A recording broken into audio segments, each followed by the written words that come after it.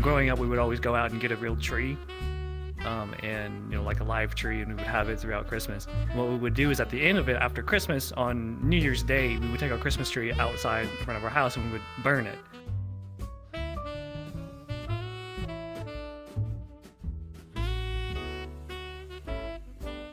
It was probably the morning we woke up to our dog like tearing up half of our presents open.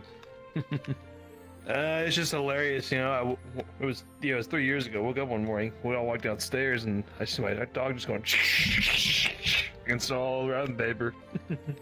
Alright, spending time with my old friend group last Christmas. We got together on this game all the time, and now we split up. I miss them so much. I haven't heard from them since. Like, I miss them a lot. I'm not sure. I have like one that stands out, honestly. All my Christmases have been very blessed so far, but they're all kind of samey, but in a good way. So there's none that really stands out.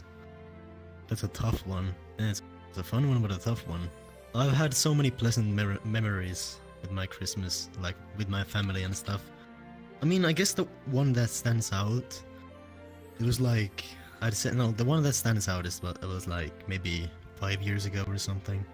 We were on vacation in Thailand during that time, and on the 24th, like Christmas, there was a big fireworks show, and we were on the roof of our hotel just watching it.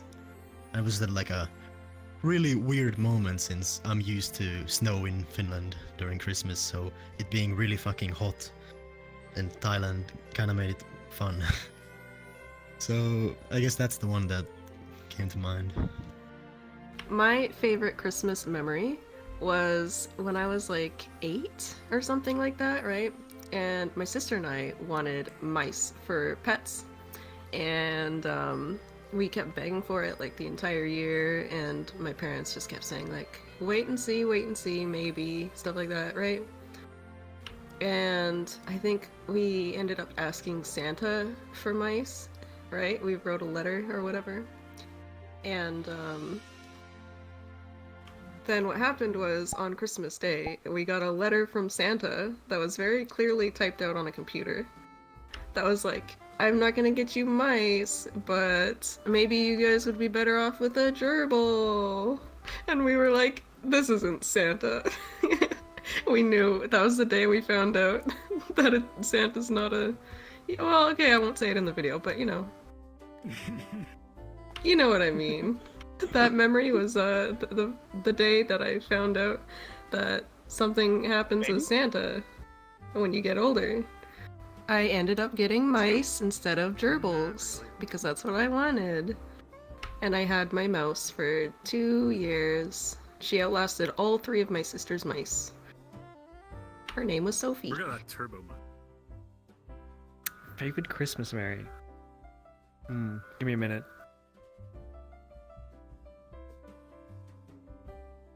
So I guess it's sort of a favorite Christmas memory. So we have a tradition in my family, is that not this year, we didn't do it this year, but growing up, we would always go out and get a real tree, and like a live tree, and we would have it throughout Christmas. And what we would do is at the end of it, after Christmas, on New Year's Day, we would take our Christmas tree outside in front of our house and we would burn it.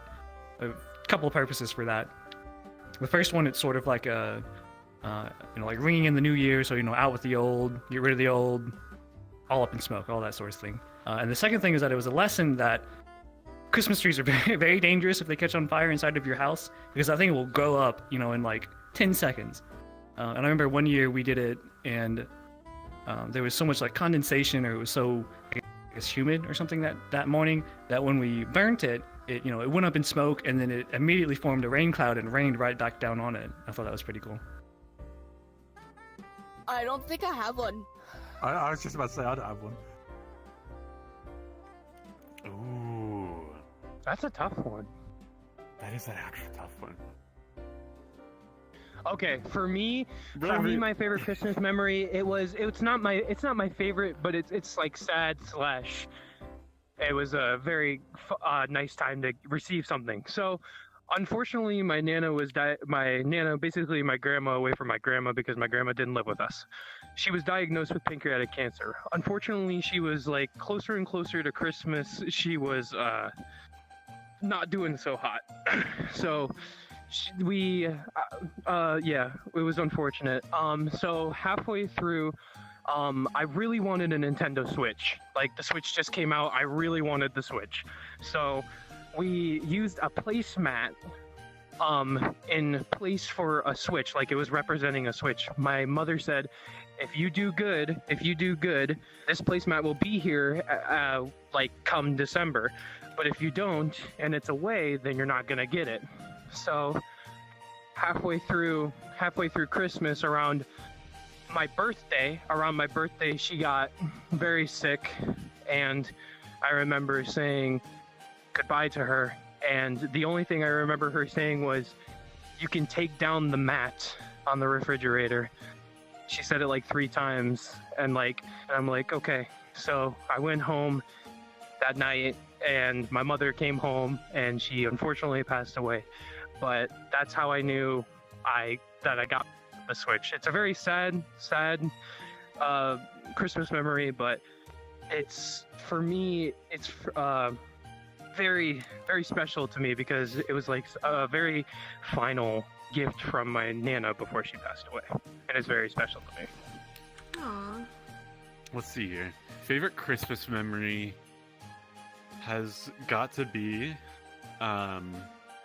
so generally speaking, here, I'll just make it plain. So for the first 4 years of my life, I lived in the US, and then randomly out of nowhere, my family was like, "Ayo, we need to move," and I was like, okay, we moved around pretty frequently, so it was pretty normal.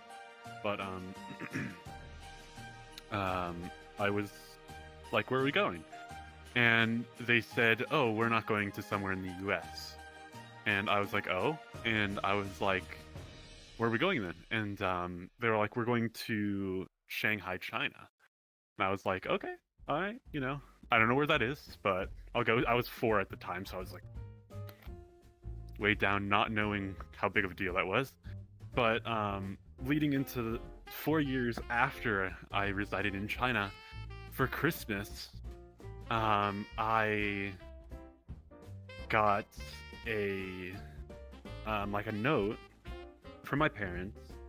Like they handwritten a note and gave it to me for Christmas that said we were moving back to the US, which was probably my favorite Christmas moment because I had a lot of friends, yes, in Shanghai, China, but I also had a lot of friends in the US that I wanted to keep.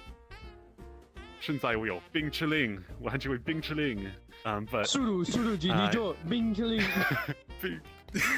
but yeah, so getting that letter filled me with joy because I know I could be with my friends again. I could still keep in touch with the ones in China because I was more mature. I knew how to keep in touch with people long distance. But back when you're 4 years of age, you kind of only know the people when you like go to school or hang out at the friend's house. So knowing that I get to go back and rekindle my relationships with my friends and stuff filled me with a bunch of joy, and we've been residing in the same area pretty much ever since. And yeah, it was very nice. I had a good time. It was fun. I got to re-meet all my friends, see how they grew.